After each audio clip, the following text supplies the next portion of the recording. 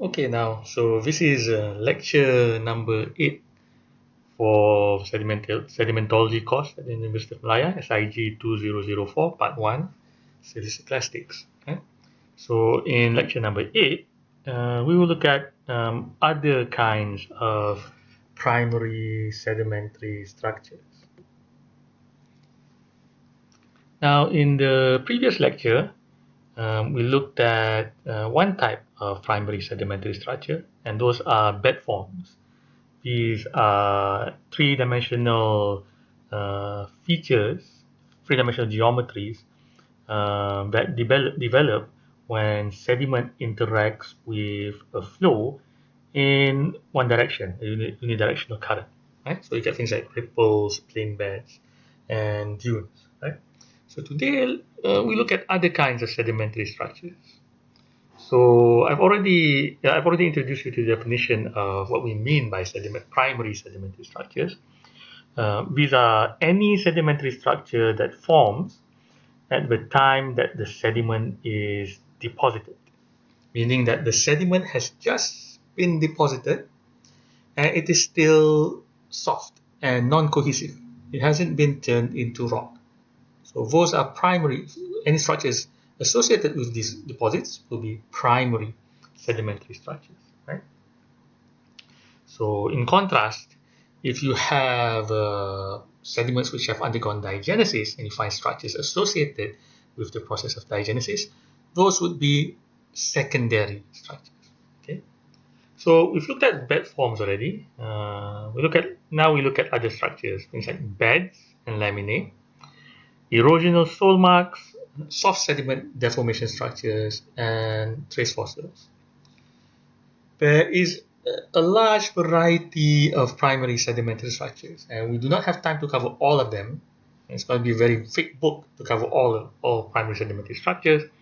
So we'll just go through the most common things you see. Okay. So let's go to the first primary sedimentary structure here. These are what we call beds. Now, ideally, I should have introduced you to the bed sedimentary structure first, because it's the most basic type of primary sedimentary structure that can be formed by sediments, right? Because wherever you have sediment and it is laid down, let's say on the sea floor or the on the floor of a river and so on, right? It will tend to form a horizontal layer. This is the principle of original horizontality that you've learned in first year, right? Okay, so it forms this horizontal layer, and this horizontal layer we call a bed. A bed is a unit of sediment which is generally uniform in character and contains no distinctive break. Okay, so examples of beds we have here. This is an exposure of sedimentary rock of Miocene age near Miri in the Lambi Hills, right? And these are 20 million year old rocks. So notice here you have two types of lithology. You have sandstones, which are the light colored rocks here, and you also have mudstone, which are the dark colored rocks here. And in this case, they form these layers, which were originally horizontal. So these individual layers here, right? Um, individual layers here, which have a homogeneous character inside them. Maybe they have ripples inside, maybe they are structureless, maybe they are laminated, and so on. We call beds. So that's a single sandstone bed. That's a thin mudstone bed, and so on, right? Now, when we are describing beds, I think the most basic thing basic characteristic of a bed that you need to describe is its thickness. Right? So beds which are more than 100 centimeters thick, you can call very thick. 30 to 100 centimeters thick beds, medium beds, and also thin beds. And these are beds which are at the centimeter scale, less than 10 centimeters thickness. Right? But you also sometimes have these very thin beds or layers, right? And they are less than 1 centimeter thick. So we use another term to refer to them. We call them laminae. And a unit of rock which has lots of laminae, we call it laminated. That's lamination, right? So you can have beds of different dimensions, right? Different thicknesses. Also, you can have lots of features associated with beds. Beds may be graded. They may contain different sedimentary structures.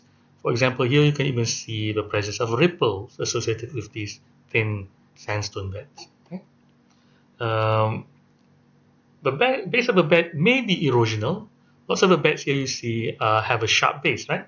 So it is erosional. In some cases, you can even see some irregular shape profiles to your to the base of your bed, right? So in this case, they are erosional. They're very scouring, but it can also be gradational.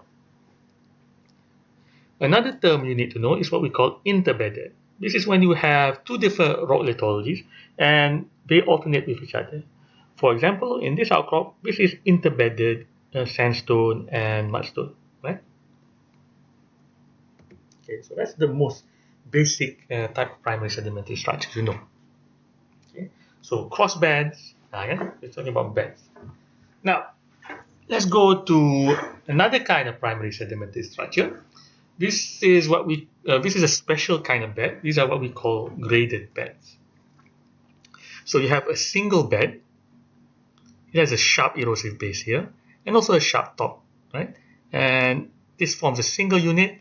It was formed in a single period in time. It represents a single event, a single geological event.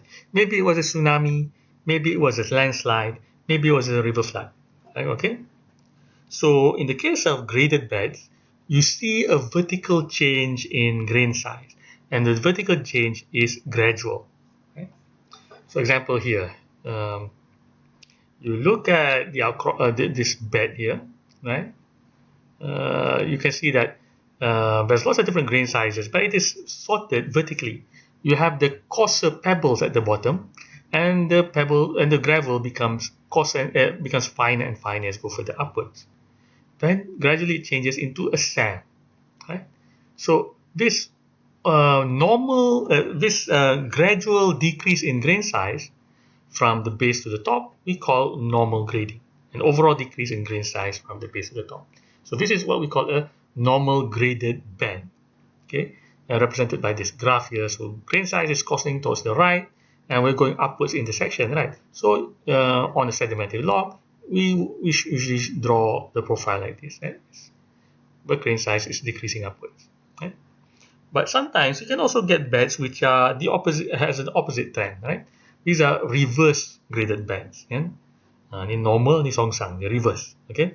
So in the case of reverse graded beds, you go from finer pebbles here to coarser boulders at the top.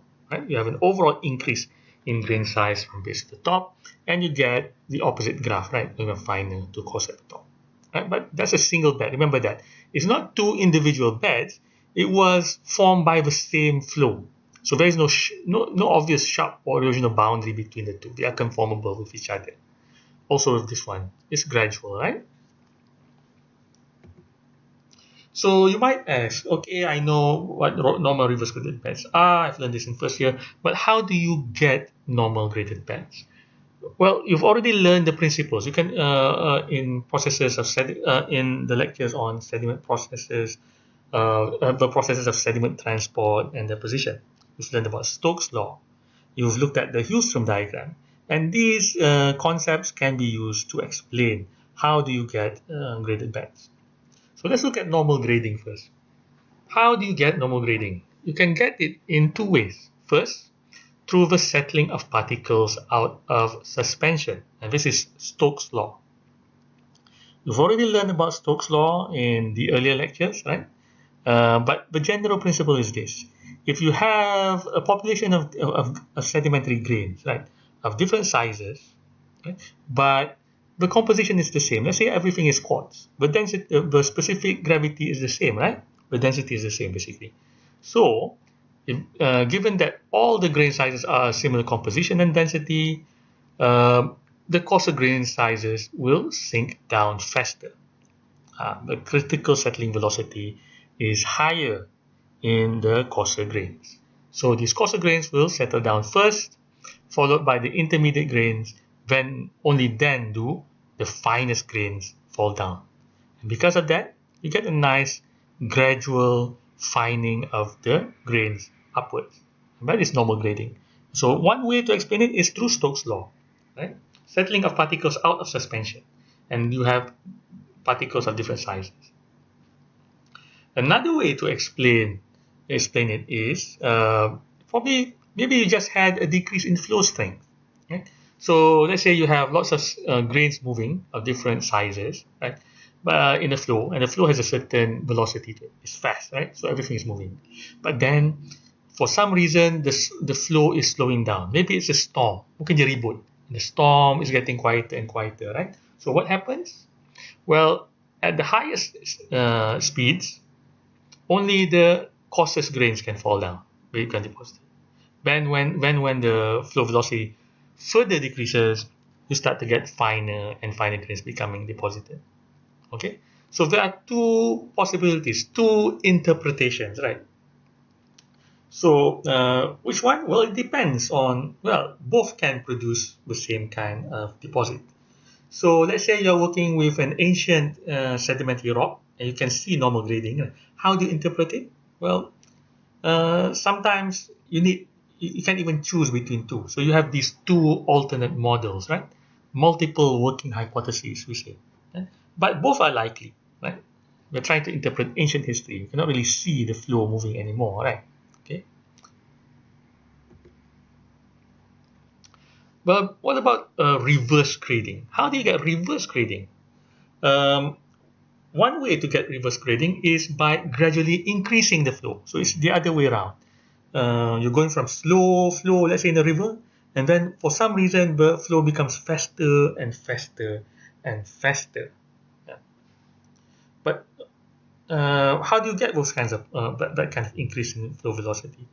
In one place you can get them in rivers, and rivers have floods, and rivers have these waxing flows. We say it goes from slow to becomes faster and faster, and because of that you get a profile of grain size going from finer to coarser. We call these reverse graded beds.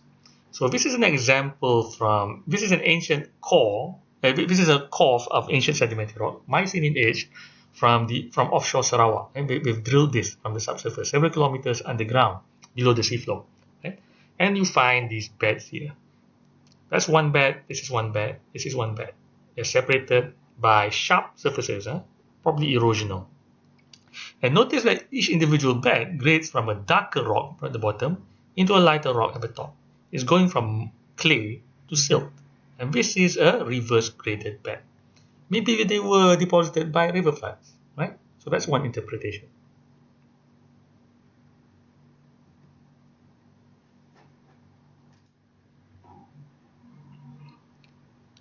Okay, so yeah, so we've looked at beds and graded beds, and you have reverse and normal grade beds.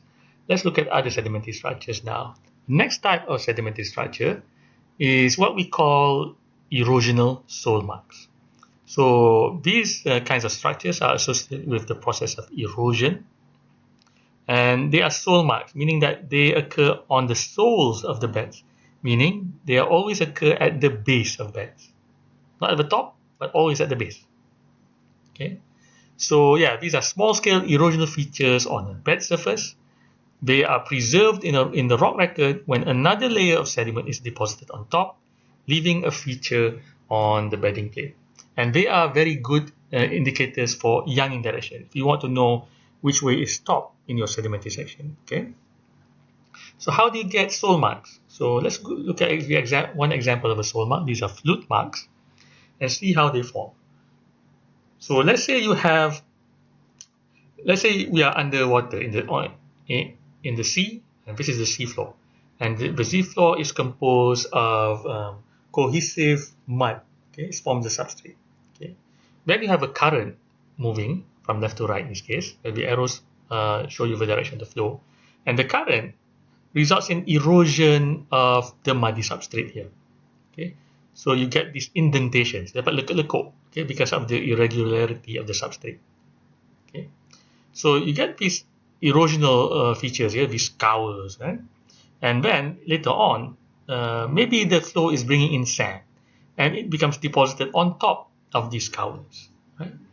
And given enough time, you start to get more and more sediment buried on top of your bed with the basal scour.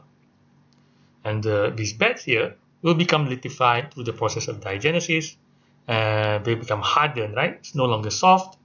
They might be tilted or overturned, right? And the mud becomes eroded. You're just left with the resistant sandstone. Okay? And you can see you have a preservation of a cast of that scour. This scour here, which was once an empty space, right, has now been filled in with sand. And when the mud has been eroded, you are left with the cast, the acuan. Okay, so they may have been just tilted because it's still at the bottom, right? Sometimes the beds are overturned, and you can see these marks here at the top. But originally, this was at the bottom, all right? So we say that these are positive relief features, right, on the base of infilling beds.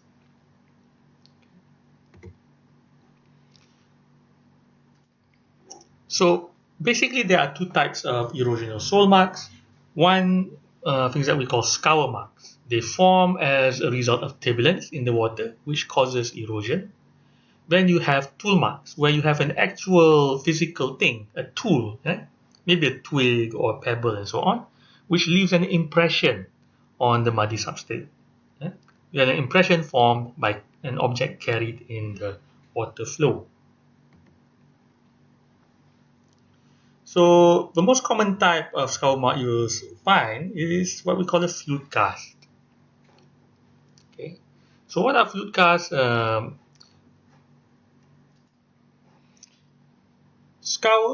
casts are erosional scours produced due to turbulent eddies in the flow. Okay, so again we have a cohesive muddy substrate on the seafloor here. You have mud, right? And then you have the flow moving, and it's a high energy flow, right? And the flow moving results in scouring of the muddy substrate. You get this very nice fluted structure being developed on the top of the muddy seafloor, right? Now, in cross-section, this is how a flute cast looks like. It is asymmetrical in cross-section. You have one steep edge opposite to a tapered edge, right? And in plan view, this is how it looks like. It's fluted like this, as a V shape with one narrow point. This is where the steep part is, and then a flaring end, which is where you have the shallower tapered edge here.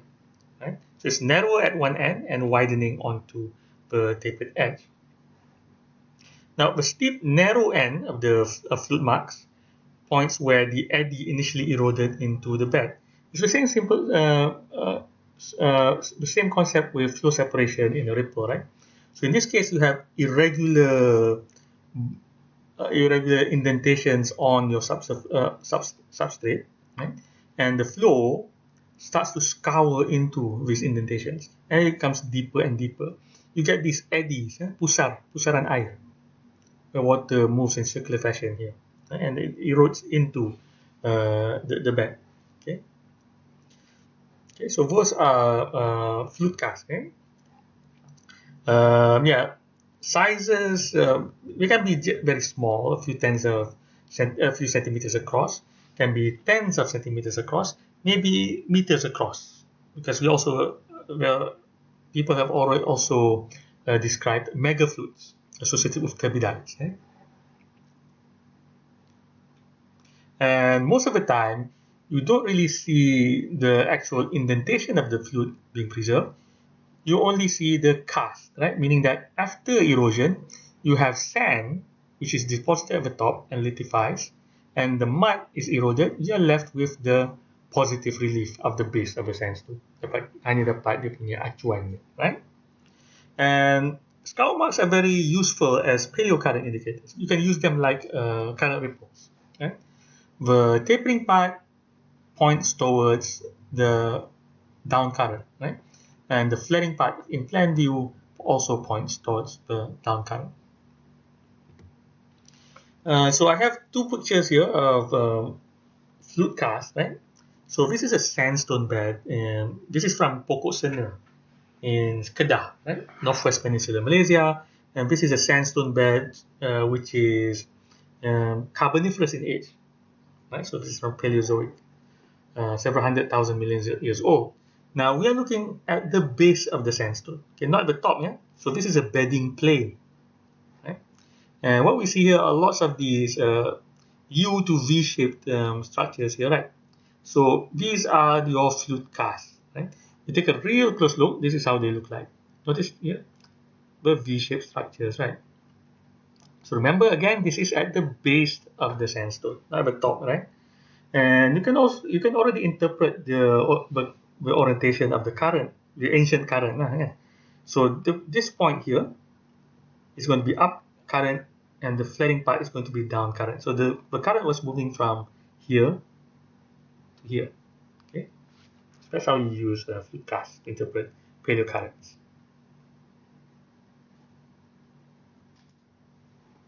So other common types of erosional soil marks are what we call tool marks.